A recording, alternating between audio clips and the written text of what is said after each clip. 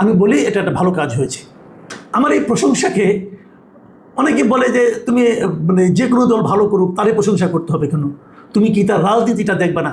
হ্যাঁ, আমরা রাজনীতি সবারই দেখি, কিন্তু সমস্যাটা কি জানেন, রাজনীতি অনুযায়ী কি দলগুলি চলে? মানে বিএনপির একটা রাজনৈতিক আদর্শ আছে, আওয়ামী লীগের একটা রাজনৈতিক আদর্শ আছে, জামায়াতে ইসলামের একটা রাজনৈতিক আদর্শ আছে, এনসিপির একটা রাজনৈতিক আদর্শ আছে। মানে কাগজে কলমে তো একটা আদর্শের কথা বলা আছে, গঠনতন্ত্র আছে, কিন্তু সেটা মেনে কি সবাই চলে? চলে না। মানে বেশিরভাগ সময়ই চলে না।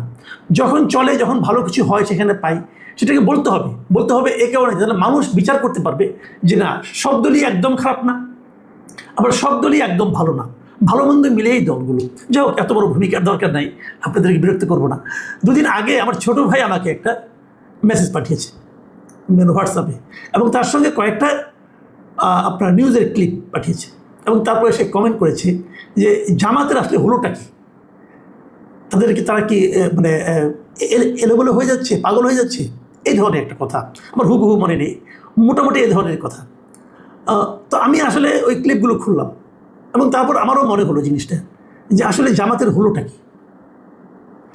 এটা এই কারণে বলছি, দেখেন গত কয়েকদিনে, গত 2 মাসের কথা ধরেন, গত জুন জুলাই, মানে এত ঘটনা আমরা দেখেছি যে নানা ধরনের অপকর্ম, যৌন অপকর্ম, প্রতারণা এবং নানা ধরনের মানে ঘটনা। আমি একটা ঘটনার কথা বলি, একটা ঘটনা তো খুবই আলোচনা হয়েছে, আপনারা জানেন, এটাও এই মাসে মাঝামাঝি সময়ে, যে সাতক্ষীরার একজন এমপি, জামাত ইসলাম এমপি, 75 বছর বয়স্ক গাজী নজরুল ইসলাম, তার সঙ্গে একজন কিশোরী নারীর একটা অন্তরঙ্গ মুহূর্তের ভিডিও ভাইরাল হয়ে গেছে, এবং এগুলি নিয়ে অনেক আলাপ আলোচনা। প্রথমে অনেকে বলেছিল এআই দিয়ে তৈরি, তারপরে নানাভাবে উনি নিজে উপরে স্বীকার করেছেন, বলেছেন আমার স্ত্রী, আমি তাকে বিয়ে করেছি।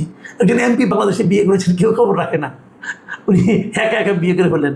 দেখুন, আমি একটা কথা বলি, এই ফাঁকি বলে রাখি আপনাদেরকে, অনেকেই কিন্তু আছেন ওই মানে ধরা খায় পরে বিয়ে করেন আর কি, আগে ধরা খান, ধরা খাওয়ার পরে বলেন যে না, এটা আমার দ্বিতীয় স্ত্রী।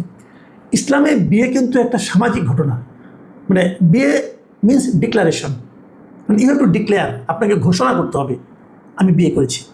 ইসলামে ওই যে আমরা আগে বাংলা সিনেমায় দেখতাম না, যে আকাশ বাতাসকে সাক্ষী রেখে বিয়ে করে, হ্যাঁ, বাজারে যে বিয়ে করে কয়েন আপনার বিয়ে, সমস্যা নেই, কিন্তু আপনি গোপনে কোনো বিয়ে হবে না ইসলামে। ইসলামের নিয়মটাই হলো যে বিয়ে মানে হলো দুটো পরিবারের মধ্যে সম্পর্ক, বিয়ে একটা সামাজিক চুক্তি, এবং এটা আপনাকে ডিক্লেয়ার করতে হবে। আপনি ধরা খেয়ে ডিক্লেয়ার করবেন, এটা চলবে না ভাইয়া। আপনি যে যাই বলেন, আপনি মোতা বিয়ে করেন আর যে বিয়েই করেন, ইউ হ্যাভ টু ডিক্লেয়ার, আপনাকে ঘোষণা দিতে হবে, এটা ইসলামের নিয়ম। এখন যদি কেউ অন্য হাদিস আনতে পারেন আনেন, আমি আপনি যদি হাদিস দেখাতে পারেন, আমি উল্টা হাদিস দেখাতে পারবো আপনাদের, কোনো সমস্যা নেই। আজকাল তো সবই পড়া যায়, এই ইসলাম সম্বন্ধে জানতে হলে দায়ী রাখতে হবে এমন কোনো মানে কথা নেই, আপনি জানতে পারবেন। তো ওনারা কেউ ডিক্লেয়ার করেন না, ধরা খেয়ে বলেন, তো মিনমিন করে বলেন, আবার বউকে, আগের বউকে আবার ফোন করেন যে তুমি আবার মাঝখান থেকে কিছু মনে করো না, এটা ফোন টোন করে তারপরে ডিক্লেয়ার দেন যে আমার দ্বিতীয় স্ত্রী। তো এই এমপি সাহেব এটা ধরা খেয়ে এখন অনেক কিছু, কিন্তু আমি জামাতকে যেন ধন্যবাদও দিয়েছি যে ওনারা কিন্তু ওনারকে দল থেকে বের করে দিয়েছেন। মানে এর চেয়ে বড় শাস্তি জামাতের পক্ষে আর কিছু নেওয়া সম্ভব ছিল না। এই জন্য জামাতের সেন্ট্রাল কমিটিকে আমি ধন্যবাদও দিয়েছি, না ভাই ভালো একটা কাজ করেছেন। কিন্তু আপনার কয়জনকে থামাবেন? ঘটনা তো একের পরে ঘটেই চলেছে। সবশেষ দেখেন, এই যে মাত্র 2 দিন আগের ঘটনা, 27 তারিখের ঘটনা, ঢাকা বিশ্ববিদ্যালয়ে জামাতের একজন মানে ছাত্র শিবিরের একজন হল কমিটির একজন নেতা, বড় নেতা, সে তার রুমে তার একজন গেস্ট এসে তার 2 জন গেস্ট এসেছে, একজন গেস্ট তার সঙ্গে আরেকজন, এবং সেখানে তারা হাতে নাতে ধরা পড়েছে সমকামিতার সময়। ভাবুন একবার, কেউ কি সম্ভব, ভাবা যায়? মানে এগুলো হচ্ছেটা কি? বলবে না উনি তো জামাত করে না, হ্যাঁ করে না, মাদ্রাসায় পড়ে, এটা তো আরেক ঘটনা।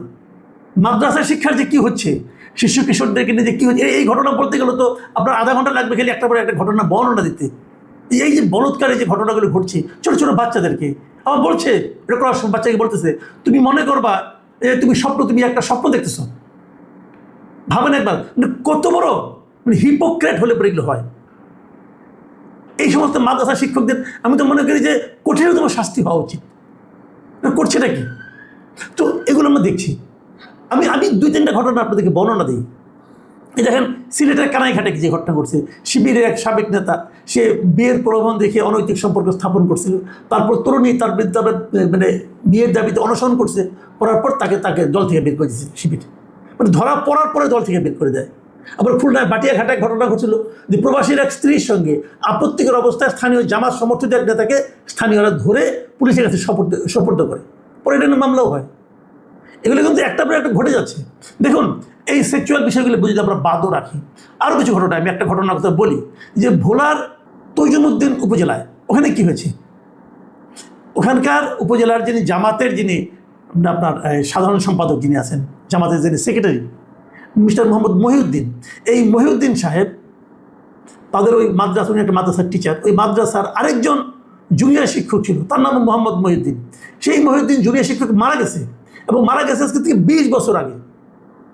এখন তার নামও মহিউদ্দিন। তখন এই জীবিত জামাত নেতা যে মহিউদ্দিন, গত 20 বছর ধরে ওই মৃত মহিউদ্দিনের যে আপনার ইন্ডেক্স এবং ব্যাংক হিসাবগুলি জালিয়াতি করে তার বেতন ভাতার টাকা উনি তুলে নিয়েছেন। মানে কত বড় বাটপারি, কত বড় জালিয়াতি যেটা নাকি হয়েছে। জাস্ট একবার খালি ভাবুন আপনারা যে এটাও কি সম্ভব? হ্যাঁ, এখন তো কেউ বলবেন হ্যাঁ এটা সম্ভব, এটা একমাত্র জামাতের পক্ষেই সম্ভব। আর কি বলবেন? এর মধ্যে আগে দেখলাম রাজশাহীর পবায় শিশুকে যৌন নির্যাতনের অভিযোগে ওয়ার্ড জামায়াতের একজন রোকনকে গ্রেপ্তারও করা হয়েছে। এখন এই যে ঘটনাগুলি ঘটছে একটার পর একটা, আমার প্রশ্ন, আসলে জামাতের হলোটা কি? জামাত তো 8-10টা রাজনৈতিক দলের মতো নয়, এটা একটা আদর্শ ভিত্তিক অনেকটা ক্যাডার টাইপের দল আর কি। মানে ধাপে ধাপে পরীক্ষা নিরীক্ষা করে এই দলের কিন্তু লোকবল বৃদ্ধি পায়। হুট করে কেউকে তারা নেতা বানিয়ে দেয় না, তাকে রীতিমতো পরীক্ষা দিয়ে প্রমাণ করতে হয় যে তার চরিত্র উন্নত। এবং দেখবেন জামাতের স্লোগানও কিন্তু এটা, তারা সৎ লোকের শাসনের কথা বলে। তার মানে তারা সৎ মানে কি? সৎ কিন্তু সব দিক দিয়ে সৎ, অর্থনৈতিক দিক দিয়ে সৎ, মানুষের সঙ্গে আলোচনায় কথাবার্তায় সৎ, মানুষের পারিবারিক জীবনযাপনের সৎ, এমনকি এই যে সম্পর্ক তৈরি করা না করা এই সমস্ত ক্ষেত্রেও তারা সৎ। এবং সেই সৎ লোকের কথা বলতে গিয়ে তারা কিন্তু ওই যে 2001 সালে যখন তারা বিএনপির সঙ্গে ছিল, এই সময়ে তারা কত ভালো ছিল, 2জন মন্ত্রী ছিল, যে 2 মন্ত্রীর বিরুদ্ধে কোনো ধরনের আপনার দুর্নীতির অভিযোগও ছিল না, এটা তারা কিন্তু বলে বেড়ায় যেখানে আমরা কত সৎ ছিলাম। কিন্তু তখন 2জন মন্ত্রী কিনা তারা বলতে পারতেন, কারণ ওই 2জন ছিল জামাতের শীর্ষস্থানীয় 2জন ব্যক্তি, একজন আমির আর একজন সেক্রেটারি জেনারেল। কিন্তু সারা দেশে যখন এখন জামাতের ক্ষমতা এবং জামায়াতের সংখ্যা বেড়ে যাচ্ছে, জামায়াতের সমর্থক বেড়ে যাচ্ছে, তখন কিন্তু তারা যেন ওই যে তাদের একটা সুনাম ছিল সেটাকে যেন ধরে রাখতে পারছেন না। তারা কি এখন সংগঠন বৃদ্ধির ব্যাপারে কেবল কোনো মতে মানে যেন তেন প্রকারের দলে ঢুকাতে পারলেই হলো এই ফর্মুলায় চলে গেছেন, নাকি তারা এখন ওই আদর্শ ভিত্তিক দলটাকে বাড়ানোর চেষ্টা করছেন? এটাই কিন্তু এই মুহূর্তে সবচেয়ে বড় প্রশ্ন হয়ে দেখা দিয়েছে। দেখুন, অন্য কোনো দলের জন্য হলে আমি যতটা মনে করতাম, জামাতের জন্য আমি বেশি মনে করছি। এটা আপনারা জিজ্ঞাসা করতে পারেন কেন জামাতের জন্য বেশি মনে করার কী কারণ? হ্যাঁ, বেশি মনে করার কারণ হলো অন্য দলগুলো কিন্তু এক একজনের এক এক ধরনের কিন্তু জনগণের কাছে এক এক ধরনের প্রতিশ্রুতি তারা দেয়। তারা নিজেদের ইমেজ এক একজন এক একভাবে তৈরি করার চেষ্টা করে। জামাতের ইমেজটা কি? জামাতের ইমেজটা হলো যে আমরা সৎ লোকের শাসন কায়েম করার চেষ্টা করছি, আমরা ধর্মীয় অনুশাসন অনুযায়ী চলার চেষ্টা করছি। কিন্তু সেই যে ধর্মীয় অনুশাসন, সেটা কি তারা তাদের এই সমস্ত নেতাকর্মীর ক্ষেত্রে কতটুকু প্রয়োগ করতে পেরেছে?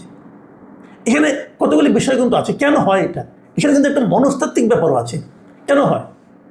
অনেকে মনে করেন তারা কঠিন অনুশাসনের মাধ্যমে তাদেরকে বেড়ে উঠতে হয় বলে এক পর্যায়ে যে তারা মানবিক আবেগ এবং এই ধরনের যে প্রবৃত্তি সেটাকে প্রকাশের কোনো সুযোগ পান না, এবং সুযোগ না পাওয়ার কারণে তারা বিকৃতভাবে অন্য পথে চলে যান। এটা কিন্তু একটা কারণ হতে পারে। আবার আরেকটা কারণ হতে পারে, তারা এখন বড় রাজনৈতিক দল হয়ে গেছে, তারা মনে করে যে আমরা এরকম ছোটোখাটো 2-একটা অপকর্ম করিও তা আমাদের বিরুদ্ধে কোনো লঘু দল মানে গুরু দণ্ড হয়তো হবে না, আমাদের দল আমাদেরকে সেভ করবে, হয়তো দল থেকে বের করে দেবে, কিন্তু বড় ধরনের কোনো দণ্ড আমাদেরকে পেতে হবে না যে আমাদের দল আমাদেরকে সাপোর্ট করবে। এই বিষয়গুলো কিন্তু হতে পারে। আরেকটা হতে পারে যে কাজটা আমি যেটা মনে করি, আমাদের একটা প্রবাদ আছে, কিন্তু সেই প্রবাদটা হলো একটা মানুষ কতটা ভালো এটা নির্ভর করে তার সম্পর্কে আপনি কত কম জানেন তার উপর। আমরা জামাতের ওই কথা আগে বিশ্বাস করতাম, কারণ জামাতকে আমরা আগে জানতাম না। এখন যতই দিন যাচ্ছে এদের সংগঠন বড় হচ্ছে এবং বিভিন্ন পর্যায়ে এদের সম্পর্কে আমাদের জানার সুযোগ বাড়তেছে। যখন জানার সুযোগ বাড়তেছে তখন আমরা এগুলো দেখতেছি। আমার বন্ধুদের মধ্যে অনেকে বলেন যে দেখেন ভাই, এই জিনিসটা সব দলের মধ্যে আছে, জামাতেরটা নিয়ে বেশি আলোচনা হয়। আমি মনে করি এটা হতেই পারে, এটা হতেই পারে। কারকে নিয়ে বেশি আলোচনা হলো এটা কিন্তু গুরুত্বপূর্ণ না। গুরুত্বপূর্ণ হলো যে আপনাকে নিয়ে আলোচনা করার কোনো সুযোগ আপনি তৈরি করছেন কিনা সেটা। সে সুযোগটা তো আপনি তৈরি করেছেন। আপনি যদি আকাম কুকামগুলি না করতেন, মিডিয়া যতই আপনার বিরুদ্ধে থাক না কেন তাদের কিন্তু বলতে পারতো না। আর এখন তো সোশ্যাল মিডিয়ার যুগ, সোশ্যাল মিডিয়াতে জামাতের লোকজনের খুব প্রভাব আছে এবং ফ্যাক্ট চেকিংয়ের নামেও কিন্তু জামাতের বেশ কয়েকটা প্রতিষ্ঠান আছে। এই ডিসেন্ট নাকি একটা আছে, ও তো জামাতের পুরো জামাতের পক্ষে সবসময় তারা নানা ধরনের কথা বলা বলি করতে থাকে। তো এখন এইগুলো তো তাদের আছে, তারপরেও এগুলি বেরোচ্ছে। এটা কিন্তু আমি মনে করি খুব শুভ কোনো সংবাদ তো নয়, বরং এটা একটা আমি মনে করি যে একটা আতঙ্কের ব্যাপার আমাদের সমাজে। তাহলে কিছুই কি থাকবে না, অথবা কোনো দল কি থাকবে না যাদের উপর আমরা নির্ভর করতে পারবো? এই যে মানুষের মনে জামাত সম্পর্কে একটা